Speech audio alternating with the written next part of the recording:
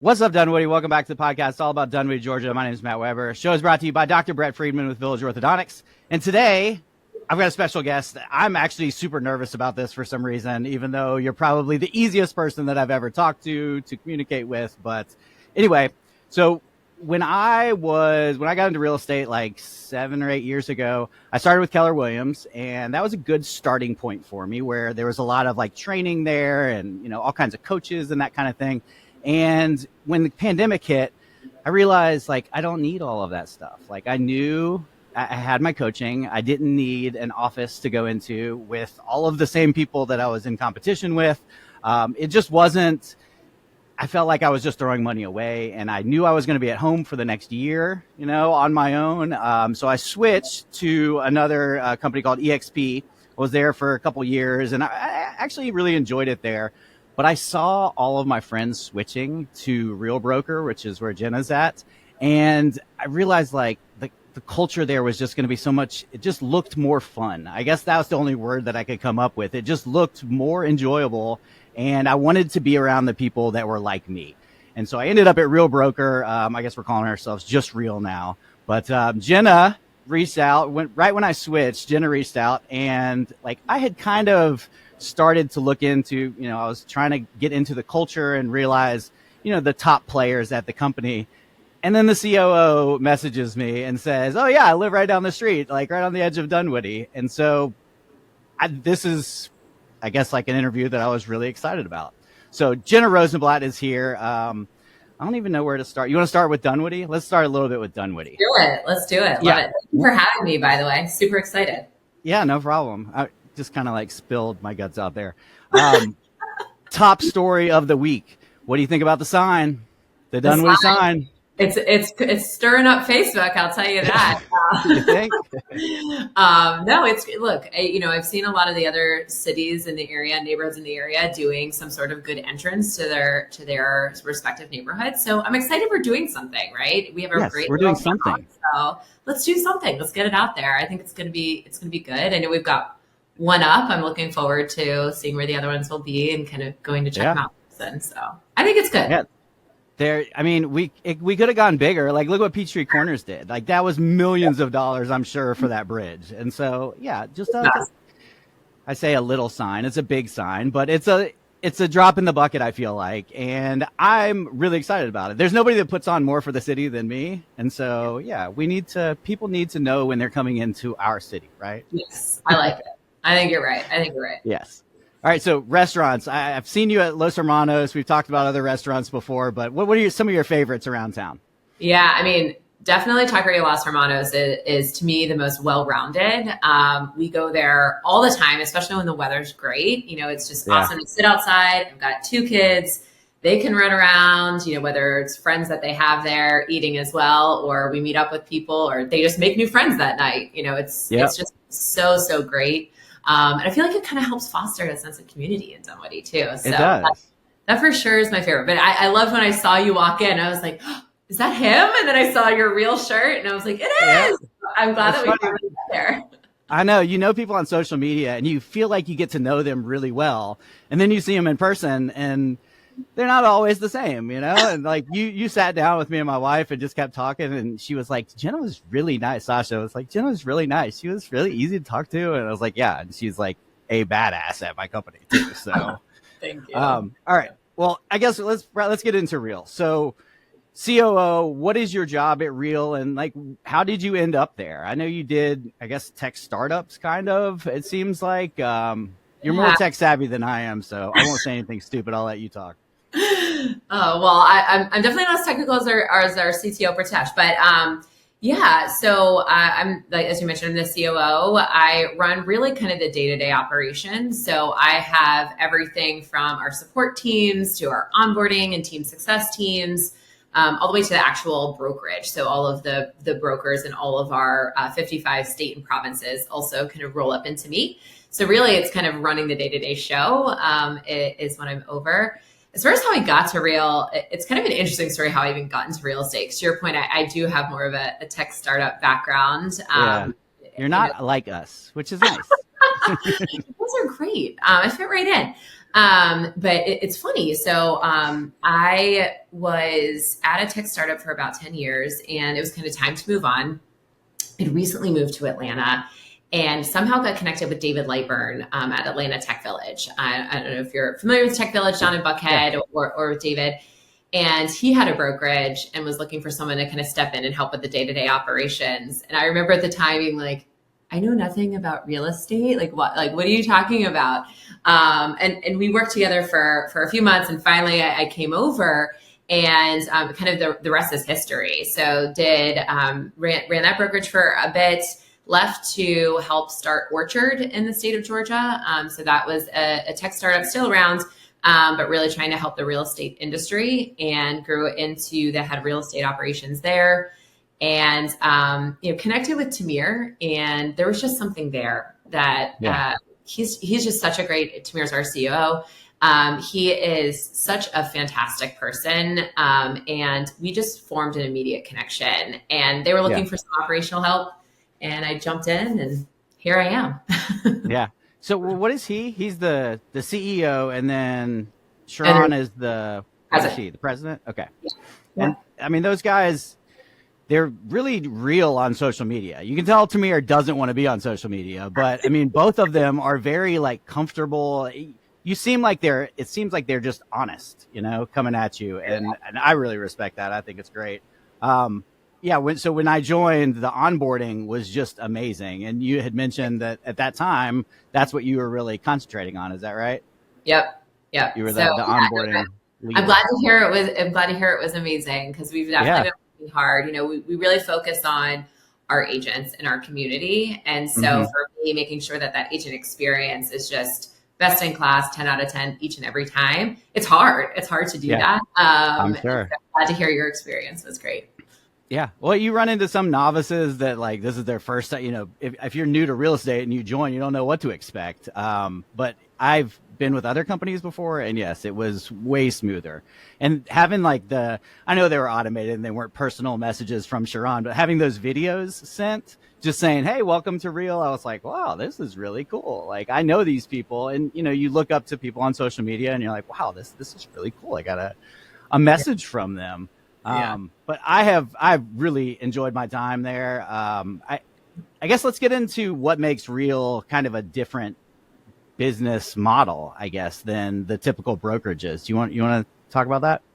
Sure. Yeah. I mean, we definitely have some of the best financials. So from an agent wanting to kind of keep more money in their pocket, it's definitely a place to consider for sure. But I think the biggest difference for me, and you and I were kind of talking about this a little bit recently, is it's the community, right? We are out there for each other. We like to have a good time. We work hard, but we have fun doing it, right? And so for me, we can talk through, okay, what's the model, what are the numbers, blah, blah. But a lot of brokerages are similar from that perspective. And so when you think about what actually is the differentiator, it is one big welcoming community, and it doesn't matter, who how you got there, what state you're in. None of that matters. And I think actually the best kind of feeling of that, and I know you weren't able to come this year, but was our RISE conference. So we actually just had that right about a month ago, and you walk in there and you can just feel it, right? You can feel that sense of community. And for me, that's really kind of the differentiator from other brokerages that I've experienced. Yeah, absolutely. And with EXP, it was kind of, I guess when you joined, you found one person to join under, and you were stuck with that person. That was your mentor. That was your, upline, everybody calls it. And when I came to Real, I started asking around, and that was normal conversation at EXP. But when I came to Real and I was like, well, who's your upline? Who did you sign under? People were just like, oh, does that matter? Everybody just reached out, Katie and Tim and all these people that sent me personal messages that I was like, this is amazing. This is awesome. Nobody cares where you came from, who you're with. As long as you're with the company now, they'll spill their beans and, tell you everything that they're everything that they know. And so everybody pouring into all of the groups and stuff, it was just, it's just been amazing for me. I'm loving it. I love hearing that. And that's just a huge testament to exactly what I'm talking about, right? With this community, it doesn't matter. It doesn't matter how you came in. we just want to welcome you with open arms and, love on you and share all the good things. So I love hearing that.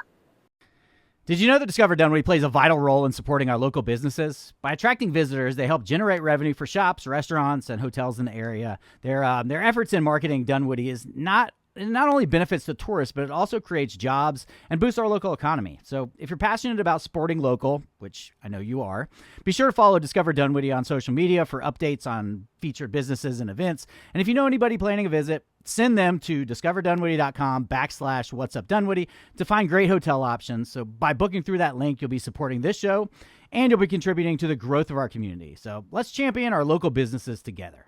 Everything is in one place, though. Everything. And that is, I've never seen another company like that. Normally you're download these 6 apps.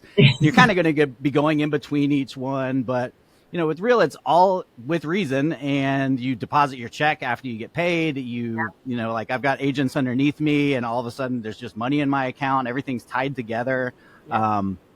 I think that app alone is, the game changer for Real, for sure. Yeah, no, super excited. Pritesh, our chief technology officer, is absolutely amazing. He is a great friend and just partner of mine. And I love just brainstorming with him. Okay, what can we do next? Or what are you working on? Because you're so smart. Tell me more. Yeah, I'm like, I want to know. But everything is in one place, right? And it's great.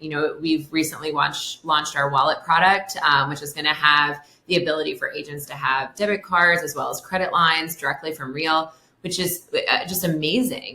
Now you really have everything in one place, and that gives you access to your money faster. There's just so many benefits. And we're just constantly thinking about what can we do next? How can we make it better? What else can we do? Which is super cool. Yeah. Yeah. And it is. So, that's called fintech, which I wasn't super familiar with when we started all of these conversations. And, he brought it up on camera. But it is like, that fintech could just kind of take us into, like, that's what's going to bring in a lot of money. And it has nothing to do with real estate. Like, it has to do with us. It helps us, like it gives us credit lines and stuff like that, and makes things easier for us. But it's going to make the company money on the side too, which it doesn't seem, I haven't heard that any other company is doing anything like that. So not that I know of. Not that I've heard. Yeah. And then I'm really into AI. And so the Leo thing was really cool.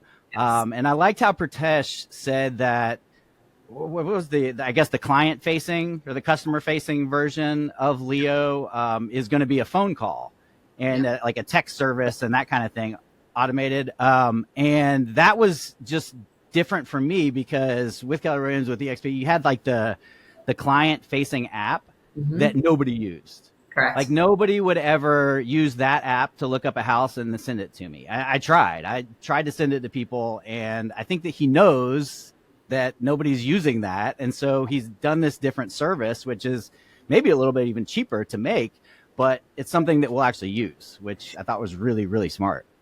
Totally spot on, right? We were talking about how do we kind of get into kind of more of this consumer space with tools for our agents.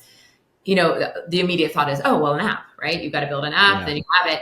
But then when you take a step back and you say, what is that experience like, right? So I, as the consumer, let's say you're my agent, you're coming to me, you're good, great. Now to talk to me and communicate through this process, you have to download this app, and that's how you communicate with me. It's so foreign than what a kind of a normal conversation is. Normal conversation is, no, just text me, right? Like we're going to text back and forth. And so I love the kind of evolution that he took with the concept. And I think it's going to be great. It's, meet the agent where they are, meet the consumer where they are. They're going to text, Absolutely. Let's give a phone number. It's great. And then build AI capabilities into that number. It's just perfect. Yeah, and the AI stuff that I'm using, like I'll go to ChatGPT for the dumbest stuff these days. And so I hope that clients are going to be like, when was the end of my due diligence? And they can, just text that number and it'll say, here's the end of your due diligence. Here's the days that you need to look out for. Here's, when the walkthrough is going to be and stuff like that. It takes stuff off of my plate, I guess, hopefully, where they can do that. Obviously you want to still communicate with your client, but it just makes things a lot easier. And I'm really looking forward. I think it's cool what has already happened, and I'm really looking forward to, what's happening in the future. Yeah. I think, with what you're saying, kind of free your time up, it helps you out, right? So you can do what you need to be doing for that customer, but also it gets them an immediate answer, right? No one wants to wait. And if they're stressing about when's the end of due diligence, when do I need to know? They could send you a text. You could be in a meeting. You could be, coaching a soccer game. You can't get back. That's unrealistic for everyone to get back 24/7. Now you can, right? And you can give them the right information. And at any time you can step in with that conversation. It's very transparent to the consumer that this is your AI assistant answering. It's really cool. Really cool. Yeah. That's how I'm going to phrase it. Like if I don't get back to you, it might take 15 minutes for me to get back to you. Like if I'm on the phone, I stuff like that, coaching soccer, it is just a faster answer. So I think that's how I'm going to phrase it. Thanks for that. Not that I don't want to talk to you. I want you to get an immediate answer, right? You want to talk about soccer some? Yeah, let's do it. You're a soccer mom now. Did you ever think you'd be a soccer mom? As hardcore as you are? Well, here's the thing is I did play soccer in high school. So I thought that there was a chance. And, I'm here for it. Soccer mom all the way. Let's go. Yeah, I saw a video last night of Ben shooting from midfield or just on the other side of midfield scoring. And it was. I heard some crazy lady in the background, shrieking. I'm going to plead the fifth, but no, it was absolutely insane. Yeah, the shot he had. They were in a tournament this weekend. They ended up winning the whole tournament. Their final game, they won 8-1, which was absolutely insane. He had 2 goals on Saturday, but then the 1 goal on Sunday that you're referring to, it was insane. I mean, midfield shot, you hear everyone just kind of holding their breath and it goes in. And okay, fine. It was me. I was the crazy lady at the end, but I am his biggest. I heard you and Jason. Yeah, he was screaming too. So yeah, that's awesome. I'm a fan though. So I think that sports and soccer in general is just more. It's something that every kid needs, I feel like. And I was my wife could not care less that they play sports. I mean, it's really, if they do well in school, that's a huge thing, and she's on them about that. But when it comes to sports, like it's totally my thing. And she doesn't really understand why it was important or why it is important to me. I just feel like kids need to be around. They need to be part of a team. They need to learn that they have to work hard for stuff because stuff is not given to them. I mean, They still get participation trophies sometimes, but that's not what they want. They want the real trophy, right? The 8-1 trophy. They do. And, I think for his team in particular, they've worked so hard and they've come so close so many times. And so for them just to have an amazing weekend was just even rewarding as a parent, right? To see your kid work as hard as they are. But yeah, I mean, the feeling of winning, the feeling of losing, the feeling of being a part of a team, and it's not just you, I think it is really important, whether it's soccer or dance or something, right? Like just getting out there and doing something is great. So is your daughter playing? What does she do? She did competitive dance and soccer last year, and it was too much. So she has decided to specialize in competitive dance. Made my husband a little sad, but she's really good at dance. So it's her thing. So we'll let it go for now. It's funny because at such a young age, I mean, my son's 9, your son's probably a little bit older, 10 or so. You almost have to specialize at that point. Like there's no more generalization where you can play soccer, you can play basketball, you can play football and just be okay at all of them. Yeah. If you want to be good at something, you really do have to. And I know your husband knows this. I've seen the stuff that he puts your son through and the trainings and stuff is awesome. I envy that actually, but it is a strange thing what we're doing to our children because they can't do everything. If they want to be good at something, they have to really, put all the effort in. Yeah. And to me, it's good and bad. Like at times I'm like, right? What are we doing? It's a little sad, right? Like I remember, even in high school, I did soccer, I did basketball, I did track, I did dance. Like you still did all these things. And we tried to push him a little bit to try to do other things. Like I tried to sign him up for cross country at school this year. That backfired. But we did the same thing. Did you? But for him, it was more I want to keep playing soccer. Like he has such a passion and love for it that we've tried to put in other things or expose him to other things. Although he has been running recently with Jason, got him into running. So he ran the Peachtree on the 4th of July. Nice. This past year. He's going to be running the Thanksgiving 5K coming up. He did a 5K, was first in his age group recently. So I don't know, maybe that's more of like the weekend gig, you know, when there's not a soccer game, he can run. Well, I mean, they build on each other. You need to have endurance. You need to have quickness. And that, so this week we're talking on Monday here before Thanksgiving, and my kids are out of school. I don't know if you can hear them, but all week we're going to try to do some running and try to do some skills work. And, you know, the stuff that I see Jason doing with Ben, that's important. And it's not something that I push because I want them to enjoy it. And when I push them, I feel like they're not really enjoying it as much. But I'm going to do it anyway. Because I want them to get better. You could just blame it on the fact that they're out of school and they need to be active, right? Can't put them in they needed to be doing something. Get off the switches. No more Fortnite. There you go. Right. So, okay. Well, is there anything else you want to mention? We've kind of gone off topic here. Thanks for coming on. I love this. I'm really enjoying being at Real. So thank you for everything that you do. Of course. Thank you for being here. And thank you so much for having me. This is super, super fun.